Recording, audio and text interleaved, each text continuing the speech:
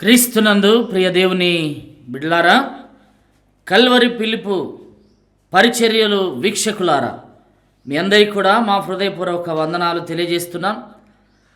దేవాతి దేవుడు మరి ఒకసారి మీ ముందుకు మరి ఒక వాక్య భాగం ద్వారా నడిపించిన విధానమును బట్టి ఆ దేవునికి వేవేల కొలది స్తుతులు స్తోత్రాలు చెల్లిస్తున్నాను.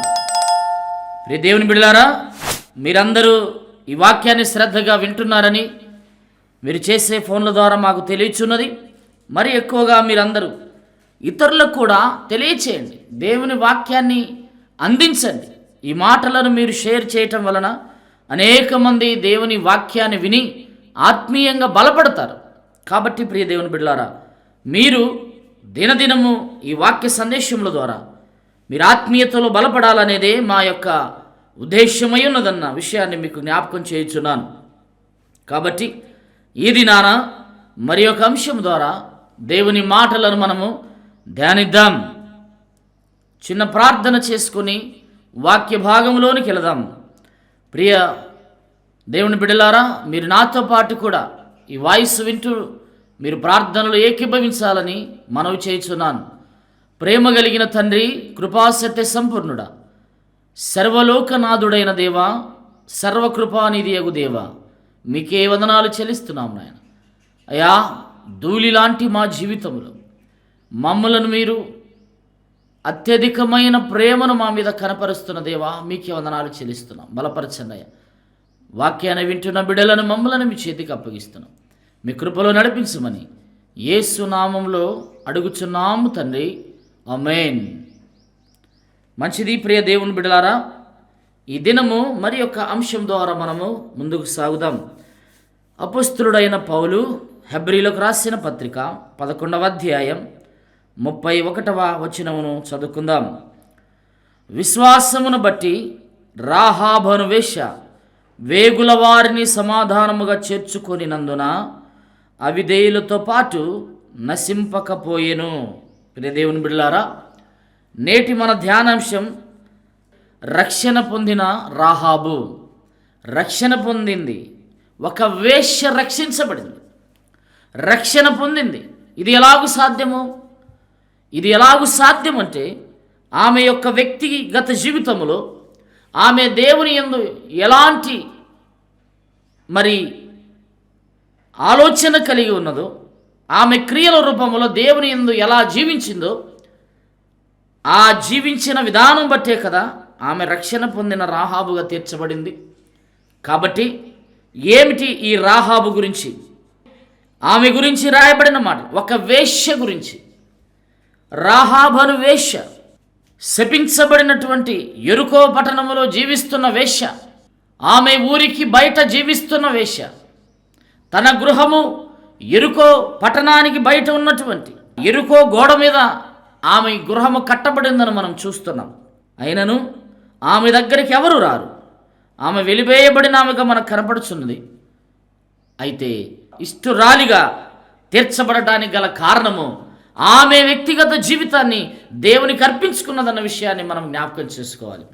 ఏమిటి ఆమెలో ఉన్నటువంటి గుణలక్షణాలు? ప్రియ దేవుని బిడ్డలారా, మనం చూసినట్లయితే మొట్టమొదటిగా ఆమె రక్షణ పొందిందనటానికి మొదటగా మనం చూస్తే ప్రియ దేవుని బిడ్డలారా, ఈ హెబ్రీలకు రాసిన పత్రిక 11వ అధ్యాయం 31లో విశ్వాసమును బట్టి అనే మాట రాయబడింది.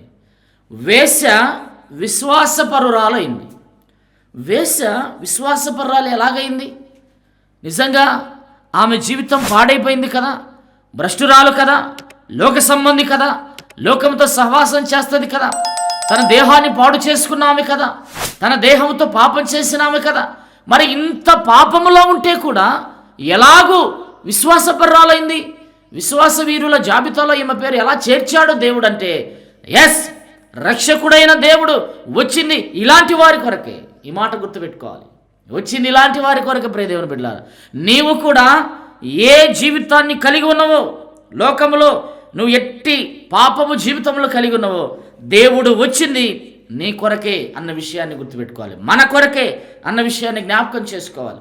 అందుకే ఆమె విశ్వాసపరురాలిగా తీర్చబడింది. ఎలాగూ తీర్చబడిందో యెహోషువ గ్రంథాన్ని మనం చూసినట్లయితే అక్కడ తేట తెల్లగా దేవుడు ఈ మాటలను మనకు శ్రద్ధగా రాయించాడన్న విషయాన్ని మీరు గుర్తుపెట్టుకోవాలి. గమనించండి ప్రియ దేవుని బిడ్డలారా, యెహోషువ యెరికో పట్టణాన్ని చూడటానికి వేగుల వారిని పంపినప్పుడు రాహాబు అను వేశ్య వారిని తన ఇంట చేర్చుకొనెను అనే మాట రాయబడింది. గమనించండి, యెహోషువ గ్రంథం 2వ అధ్యాయము ముందుగా మొదటి వచనాన్ని చదువుకుందాం. నూని కుమారుడైన యెహోషువ వేగుల వారైన 2 మనుష్యులను పిలిపించి, మీరు పోయి ఆ దేశమును ముఖ్యముగా యెరికోను చూడడని వారితో చెప్పి షిత్తీము దొద్ద నుండి వారిని రహస్యముగా పంపెను. వారు వెళ్ళి రాహాబను ఒక వేశ్య ఇంట చేరి అక్కడ దిగగా. గతములో ఈ వేశ్య ఇంటికి పాపులు వచ్చేవారు, లోకస్తులు వచ్చేవారు. కానీ ఈ దినాన దేవుని దూతలు అక్కడికి వచ్చారు, అనగా వేగులవారు, దేవుని రాయబారులు అక్కడికి పంపబడ్డారు. ప్రియ దేవుని బిడ్డలారా, ఆ ఇంటికి రక్షణ రావటం కొరకే. ఈ మాట వినండి, దేవుని యొక్క బిడ్డలు యెహోషువ ద్వారా వేగులవారు ఆ గృహానికి పంపబడినారు. ఆ క్రమంలో ఆమె ఆ ఇరువురిని అక్కడ ఆమె దాచిపెట్టెను అనే మాట రాయబడింది. ప్రియ దేవుని బిడ్డలారా, ఎక్కడయా అంటే చూడండి ఒకసారి, యెహోషువ గ్రంథం 2వ అధ్యాయం 5-6 వచనాలలో మనం చూసినట్లయితే, వారు ఎక్కడ నుండి వచ్చారో నేను ఎరుగను. యెరికో పట్టణపు రాజు తన మనుషులను పంపించి వేగులవారు మీ ఇంటికి వచ్చారన్నప్పుడు ఆమె ఇలాగు అంటున్నది, వారు ఎక్కడ నుండి వచ్చారో నేను ఎరుగను. చీకటి పడుచుండగా గవిని వేయబడు వేలు నా మనుషులు వెలుపలికి వెళ్ళిరి. వారెక్కడికి పోయిరో నేను ఎరుగను. మీరు వారిని శీఘ్రముగా తరిమితిర పట్టుకొందురు అని చెప్పి తన మిద్దె మీదికి ఆ 2 ఎక్కించి దాని మీద రాసి వేసి ఉన్న జనుప కట్టెలు వారిని దాచిపెట్టెను. గమనించండి ప్రియ దేవుని బిడ్డలారా, వారిని దాచింది అనే మాట చూడండి ప్రియ దేవుని బిడ్డలారా.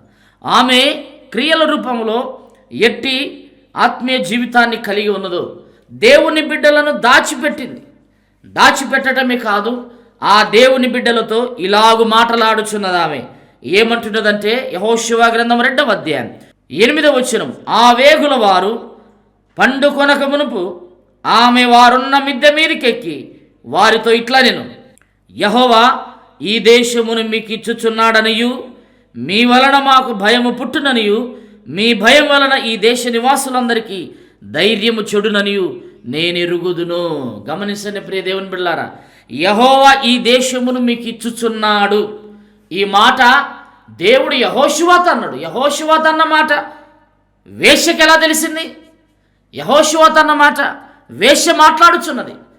దేవుడు ఈ దేశాన్ని మీకు ఇచ్చుచున్నాడయ్యా అంటే దేవుణ్ణి నమ్మిందామే. ఎస్, ఆయన సమస్తమును చేయగల దేవుడని ఒక వేశ్య నమ్మింది. ఈనాడు నీవు వేశ్య జీవితంలో లేకపోయినా, లేదా వేశ్య లాంటి జీవితమును నీ జీవితంలో లోకములో జీవిస్తున్నా కానీ, లేదా వేశ్యదారులుగా ఉన్నారేమో, వేశ్యదారులుగా ఉన్న నీవు దేవునికి అవిధేయుడవే.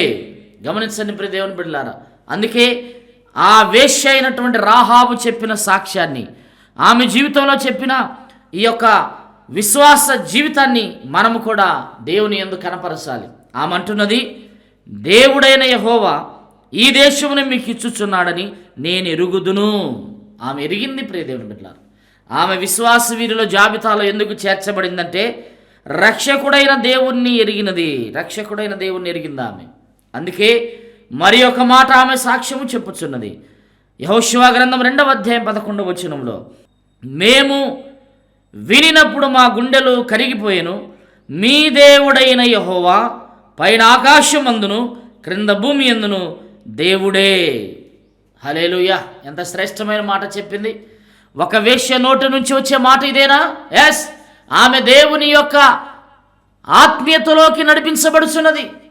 ఆమె ఇక లోకస్తురాలు కాదు, దేవుని యొక్క పరసంబంధమైన ఆధ్యాత్మిక జీవితంలోకి ముందుకు నడవటానికి ఆమె అడుగులు వేయుచున్నదన్న విషయాన్ని జ్ఞాపకం చేసుకోవాలి. అందుకే ఆమె అంటున్నది, మీ దేవుడైన యెహోవా పైన ఆకాశమందును క్రింద భూమి యందును దేవుడే, ఆయన తప్ప ఎవరు లేరయ్యా. ఇది కదా నిజమైన విశ్వాసం.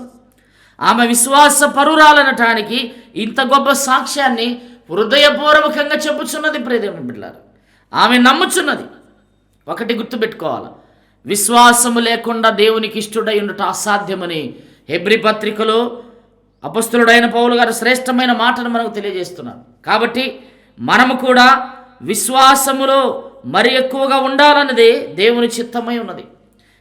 రాహాబు అనే వేశ్య విశ్వాస పరురాలు ఎలా తీర్చబడిందంటే, ఆ దేవుణ్ణి ఆమె నమ్మింది, ఆమె గుర్తెరిగింది అన్న విషయాన్ని మీరు గుర్తుపెట్టుకోవాలి. దేవుని చేత పంపబడినటువంటి వేగుల వారిని ఆమె దాచింది, గొప్ప సాక్ష్యాన్ని పంచుకుందన్న విషయాన్ని జ్ఞాపకం చేయించున్నాను. ప్రియ దేవుని బిడ్డలారా, ఒక వేశ్య తన జీవితాన్ని మార్చుకుంటున్నది. ఈనాడు ఈ వాక్యం వింటున్న నీవు లోకంలో పాప జీవితంలో ఉంటూ వేషధారులుగా ఉన్నారేమో. దేవుడు ఒక మాట అంటున్నాడు, వేశ్యలైనా పరలోక రాజ్యానికి వెళ్తారు కానీ వేషధారులు వెళ్ళరు అంటున్నాడు. కాబట్టి మనము వేషధారులుగా ఉన్నామేమో, దేవుని ఎదుట మనం ఎలాగుండాలంటే నిజమైన బిడ్డలుగా జీవించవలసిందే. అందుకే ఈ మాట యెహోషువ గ్రంథములో రాహాబు అనే వేశ్య దేవుని గురించి నమ్మింది, గొప్ప సాక్ష్యాన్ని పంచుకుంది. ప్రియ దేవుని బిడ్డలారా, ఈ వాక్యం వింటున్న నీవు కూడా ఆయన విశ్వాస జీవితంలో ఉండాలి. ఆయనే నిజమైన దేవుడని నమ్మాలి. అలా నమ్మితేనే కదా దేవుని ఆశీర్వాదాలు మనం పొందుకునేది. కాబట్టి ప్రియ దేవుని బిడ్డలారా, వేశ్య విశ్వాసపరురాలైనది. ఆమె ఇప్పుడు విశ్వాస వీరుల జాబితాలో చేర్చబడింది. ఆమె గురించి మరి ఒక మాట, రాహాబు అనే వేశ్య గురించి మరి ఒక మాట ఏం రాయబడిందంటే, హెబ్రీయులకు రాసిన పత్రిక 11వ అధ్యాయము 31వ వచనములోనే మరి ఒక మాట రాయబడింది. ఆ విశ్వాసమును బట్టి రాహాబు అనే వేశ్య వేగుల వారిని సమాధానముగా చేర్చుకొనినందున అవిధేయులతో పాటు నశింపకపోయెను. ఆమె విశ్వాసపరురాలే కాదు, సమాధానపరురాలు. ఆమెలో సమాధానం దొరికింది ఆమెకు. ఇప్పటి వరకు ఆమె జీవితంలో సమాధానం లేదు. ప్రియదేవుని బిడ్డ, నిజమే, లోకములో జీవిస్తే మనకు సమాధానం ఉండదు, లోకములో జీవిస్తే మనకు శాంతి ఉండదు. సమాధానం అంటే అర్థము శాంతి, అనగా ఆయన సమాధానకర్తకు అధిపతి. నీకు నాకు ఆ శాంతిని చేకూర్చటానికి, అనగా పాపములో నుండి మనల్ని విడిపించి సమాధానం ఇవ్వటానికే సమాధానకర్త యొక్క అధిపతి ఈ లోకానికి వచ్చాడన్న విషయాన్ని మనం జ్ఞాపకం చేసుకోవాలి. ఈమె సమాధానపరురాలు, ఈమెకు సమాధానం దొరికిందండి. గమనించండి ప్రియ దేవుని బిడ్డలారా, రక్తస్రావ రోగం కలిగిన 12 సంవత్సరాల నుంచి రోగంతో బాధపడుతున్న ఆమె కుమారి, ఆమె వెళ్ళింది, ఆయన వస్త్రపు చెంగును ముట్టింది, ఆమె రక్తధార కట్టబడింది. ఆమెను దేవుడు వెదికాడు. ఆమె వచ్చి నన్ను ఆయన రక్షకుడు వెదుగుతున్నాడని వచ్చి ఆయన ఎదుట సాగిలపడి ఆమెకు జరిగినదంతా ఆయనతో చెప్పాను. అప్పుడు దేవాతి దేవుని నోట నుంచి వచ్చిన మాట, కుమారి, నీ విశ్వాసము నిన్ను స్వస్థపరిచెను, సమాధానము గలదాయనవై వెళ్ళుము. రోగములో నుంచి సమాధానం దొరికింది ఆమెకు. ఇక్కడ వేశ్యగా పిలువబడుచున్న రాహాబుకు తన పాప జీవితంలో నుండి సమాధానం దొరికింది. ఈనాడు అనేక మంది నిజంగా వేశ్యలు మారుతున్నప్పుడు మనం ఎందుకు ఈ లోకములు ఇంకా పాపములో ఉన్నాం? ఈనాడు యవనస్తులు అనేక మంది అర్ధనగ్నంగా డాన్సులు వేస్తున్న సినిమా వాళ్ళను చూసి వారికి మోటివేట్ అవుతున్నారు, వారిని ఆదర్శంగా తీసుకుంటున్నారు. లోకములో పాపములో జీవిస్తున్న సినిమా వారిని ఆదర్శంగా తీసుకుంటే నువ్వు భ్రష్టుడు అయిపోతావు, నువ్వు భ్రష్టురాలి అయిపోతావు. ప్రియ దేవుని బిడ్డలారా, వినాలి. ఒక వేశ్య నిజమైన రక్షకుడు యందు విశ్వాసం ఉంచింది, ఆయనే నిజమైన దేవుడని తెలుసుకుంది. ఇప్పుడు ఆమె సమాధానపడుతుంది. వేగుల వారిని చేర్చుకుని ఆమె సమాధానపడింది. ఆమె అంటున్నది, ప్రియ దేవుని బిడ్డలారా, యెహోషువ గ్రంథం 2వ అధ్యాయంలో ఆమె ఈ మాట అంటున్నది. ఏమంటున్నదయ్యా అంటే 12వ వచనాన్ని మనం చూస్తే, నేను మీకు ఉపకారం చేసి తిని గనుక మీరును నా తండ్రి ఇంటికి ఉపకారం చేసి నాకు నిజమైన ఆనవాళ్ళు ఇవ్వండి. ఇచ్చి అంటుంది ఆమె. గమనించండి ప్రియ దేవుని బిడ్డలారా, ఆమె అంటుంది 12-13 వచనాన్ని నేను చదువుతాను. నిజమైన ఆనవాళ్ళు ఇచ్చి నా తండ్రియు నా తల్లియు నా అన్నదమ్ములను నా అక్క చెల్లెలను కలిగి ఉన్న వారందరూ చావకుండా బ్రతకనిచ్చి రక్షించున్నట్లుగా దయచేసి యెహోవాతోడని ప్రమాణము చేయుడ నేను. ఆమె సమాధానపడింది, అయ్యా నేను మీకు ఉపకారం చేశానయ్యా, నాకు నా కుటుంబానికి ఉపకారం చేయండి. ఇది సమాధానపడటం. ఈనాడు నీవు సమాధానపడుచున్నావా ప్రియ దేవుని బిడ్డ? ఒకవేళ నువ్వు ఎవరితో గొడవ పడుచున్నావు, ఎవరితో కొట్లాడుచున్నావు, ఎవరితో మాట్లాడటం లేదు, నీ కుటుంబంలోనే నువ్వు మాట్లాడటం లేదు. కొంతమంది అక్కలు అన్నలతో మాట్లాడరు, చెల్లెలు అన్నలతో మాట్లాడరు, తమ్ముళ్ళు అక్కలతో మాట్లాడరు. అదే క్రమంలో అన్నలు చెల్లెలతో మాట్లాడరు, కొంతమంది తండ్రితో మాట్లాడరు, తల్లితో మాట్లాడరు. అసలు ఏంటి ఇవన్నీ కూడా లోక సంబంధంగా మనం జీవిస్తున్నామేమో. ఇప్పుడు నీవు సమాధాన పడాలి, సమాధాన పడవలసిన అవసరం ఉంది. ఇప్పుడు దేవుని బిడ్డలు, దేవుడు సమాధానకర్తకు అధిపతి కాబట్టి మనం సమాధాన పడాలి. రాహాబు అనే వేశ్య వేగుల వారితో సమాధాన పడింది. ఆమెకు సమాధానం దొరికింది. అయ్యా, మీకు ఉపకారం చేశాను కాబట్టి నాకు ఉపకారం చేయండి అని ఆమె సమాధాన పడిందన్న విషయాన్ని జ్ఞాపకం చేసుకోవాలి. అందుకే మత్తయి సువార్తలో రాయబడిన మాట చూడండి ప్రియ దేవుని బిడ్డలారా, మనందరికీ తెలిసినటువంటి మాట. మనము ఈ మాటను ఎల్లప్పుడూ గుర్తుపెట్టుకోవాలి. కారణం ఏమై ఉండదంటే మన జీవితంలో కావాల్సింది సమాధానమే. ఎందుకంటే మత్తయి సువార్త 5వ అధ్యాయం 9వ వచనంలో రాయబడిన మాట, సమాధానపరుచువారు ధన్యులు, వారు దేవుని కుమారులు అనబడదురు. నీవు దేవుని కుమారుడవు, కుమార్తె అనబడాలి అంటే నీలో సమాధానం ఉండాలి. నువ్వు ఎవరితో మాట్లాడటం లేదు, వారితో మాట్లాడు. నువ్వు ఎవరింటికి వెళ్ళటం లేదు, వారింటికి వెళ్ళు. ప్రియ దేవుని బిడ్డలారా, సమాధాన పడితే దేవుని కుమారులు అనబడతామన్న విషయాన్ని నేను జ్ఞాపకం చేయించున్నాను. ప్రియ దేవుని బిడ్డ, దేవుని వాక్యం ద్వారా మనకు తెలియజేయుచున్నాడన్న విషయాన్ని మనము గుర్తుపెట్టుకోవాలి. కారణం ఏమిటంటే ఆమె అంటున్న మాట, నేను మీకు ఉపకారం చేశాను కాబట్టి నా కుటుంబాన్ని నన్ను రక్షించి ఉపకారం చేయండి అని ఆమె సమాధాన పడింది. అందుకే అపోస్తలుడైన పౌలు గారు హెబ్రీయులకు రాసిన పత్రిక 11:31లో ఆమె సమాధాన పరురాలు, సమాధాన పడింది కాబట్టే దేవుని కుమార్తెగా పిలువబడింది. సమాధాన పడింది కాబట్టే అవిధేయులతో పాటు ఆమె నశించకుండా రక్షించబడింది, తన కుటుంబాన్ని రక్షించుకుంది అన్న విషయాన్ని గుర్తుపెట్టుకోవాలి. ఈనాడు నీ కుటుంబంలో ఎంతమంది బాప్తిసం తీసుకున్నారు? నీ ఒక్కదానివే తీసుకున్నావా, లేదా నీ ఒక్కడివే తండ్రిగా తీసుకున్నావా?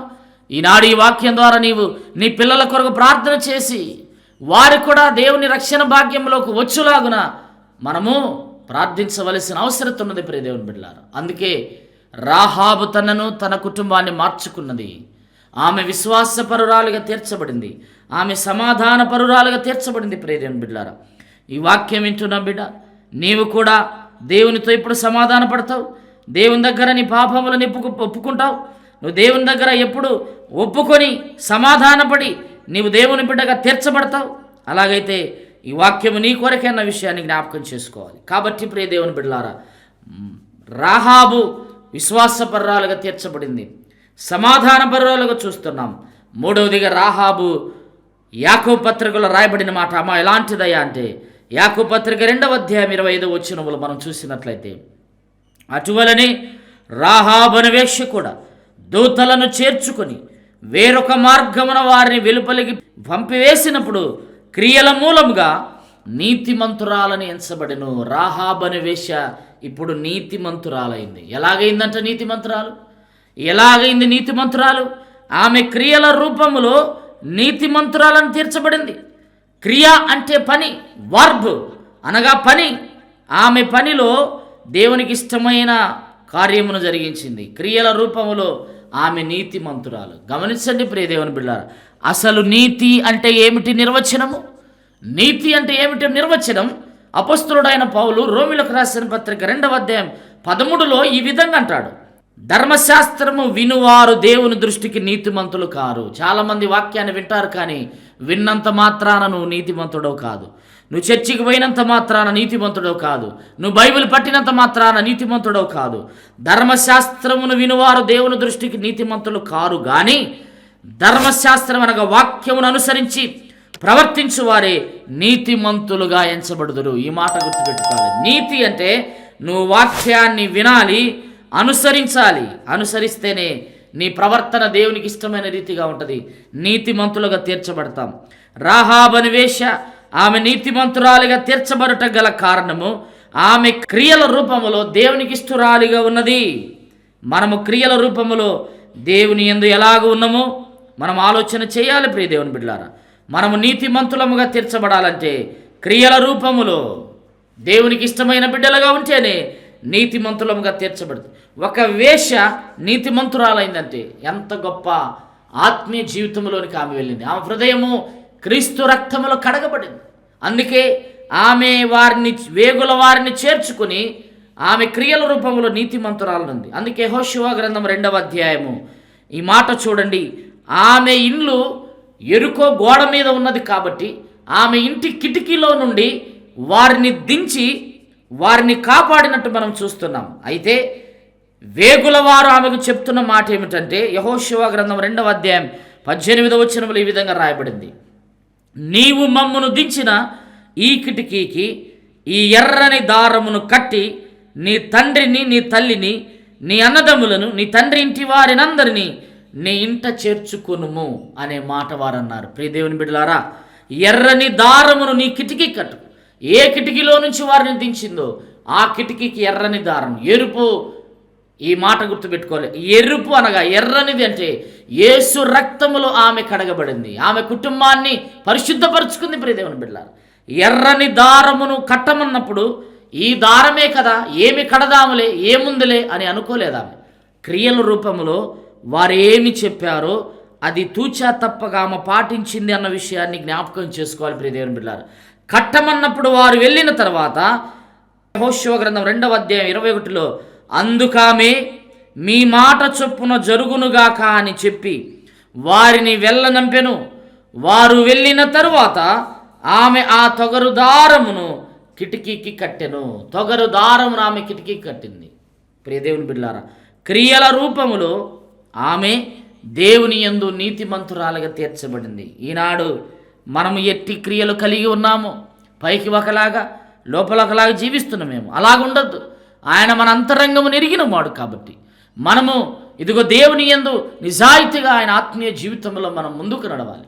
కాబట్టి ప్రియ దేవుని బిడ్డలారా, రాహాబు అను వేశ్య నీతిమంతురాలిగా తీర్చబడింది. ఎంత భాగ్యాన్ని ఆమె సంతరించుకుంది. ఆమె క్రియల రూపంలో చేసి యెహోషువ గ్రంథం 6వ అధ్యాయంలో ఆమె తన కుటుంబాన్ని రక్షించుకున్నది. హల్లెలూయా! ఎంత శ్రేష్టమైన భాగ్యం. ప్రియ దేవుని బిడ్డలారా, ఆమె ఇప్పుడు తన ఇంటికి ఒకప్పుడు కుటుంబ సభ్యులు రాలేదు, ఇప్పుడు అందరూ వచ్చారు. తనను తన కుటుంబాన్ని రక్షించుకున్నది. ఆమె ఆ దారమును కట్టింది, క్రీస్తు రక్తములో కడగబడింది. ప్రియ దేవుని బిడ్డ తన కుటుంబాన్ని రక్షించుకున్నది. ఇప్పుడు గమనించండి, వేశ్య అయిన రాహాబు ఇప్పుడు విశ్వాసపరురాలైంది, సమాధాన పరురాలుగా తీర్చబడింది, నీతిమంతురాలైంది. అందుకే అట్టి నీతిమంతురాలైనటువంటి ఆమెను దేవుడు ఎంతగా హెచ్చించాడంటే, ఎంతగా ఆశీర్వదించాడంటే, ఎంత గొప్పగా దీవించాడంటే, ఆ వేశ్య జీవితంలో నుంచి నీతిగా ఉన్న ఆమెను క్రీస్తు వంశావళిలో చేర్చాడు. ఎంత గొప్ప భాగ్యాన్ని ఆమె పొందుకున్నది. ప్రియ దేవుని బిడ్డలారా, అందుకే మత్తయి సువార్త 1వ అధ్యాయము 5వ వచనాన్ని మనం చూస్తే, నయస్సోను షల్మానును కనెను, షల్మాను రాహాబునందు బోయజును కనెను. సల్మాను రాహాబునందు బోయజును కనెను, బోయజు రూతునందు ఒబేదును కనెను, ఒబేదు యెష్షయిని కనెను, యెష్షయి రాజైన దావీదును కనెను. యేసుక్రీస్తు వంశావళిలో అనగా రక్షకుని వంశములో ఈమె పేరు చేర్చబడిందంటే ఎంత భాగ్యమును పొందుకున్నది. ప్రియ దేవుని బిడ్డలారా, నీవు నేను ఆనాడు రాహాబు క్రియల రూపములో విశ్వాసపర్రాలుగా, సమాధానపర్రాలుగా, నీతిమంతురాలుగా తీర్చబడింది. ఈనాడు నీవు నేను కూడా రక్షకుడైన దేవుని యొక్క రక్తములో మనం కడగబడి, మనము కూడా క్రియల రూపంలో విశ్వాస జీవితంలో సమాధానపడుతూ ఆత్మీయంగా నీతిమంతులముగా మనం తీర్చబడినట్లయితే మనము క్రీస్తు వంశములో చేర్చబడటం కాదు, క్రీస్తు రాజ్యంలో చేర్చబడతాం. అంత గొప్ప భాగ్యాన్ని దేవుడు మనకిచ్చాడు. ఆ రాజ్యములో నీవు నేను చేర్చబడాలంటే రాహాబు అను వేశ్య తన పాత జీవితాన్ని తీసివేసుకొని క్రొత్త జీవితాన్ని ఆమె పొందుకున్నది. కాబట్టి మనము కూడా అట్టి జీవితాన్ని కలిగి ఉండి దేవుని రాజ్య వారసులవ్వాలని ఈ మాటలు చెప్పి నేను ముగిస్తున్నాను. దేవుడు మిమ్మల్ని, మీ కుటుంబాలను దీవించునుగాక. మీ అందరికీ నా హృదయపూర్వకమైన వందనాలు తెలియజేస్తున్నాను. Thank you.